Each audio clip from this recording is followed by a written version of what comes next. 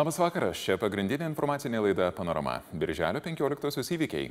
Šį vakar matysite.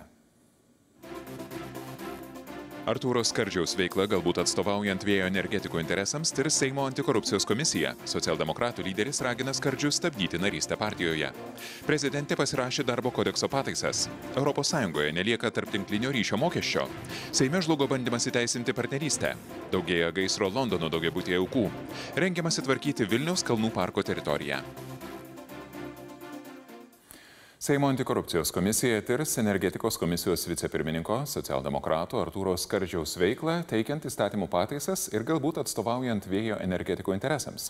Socialdemokratų partijos pirmininkas Gintautas Paluckas sako, kad šis politikas turėtų sustabdyti narystę partijoje, kol paneigs tokius žiniasklaidos įtarimus. Panoramai tiek, netrukus dėmesio centre vyriaus sportas ir orai. Malonaus vakaro.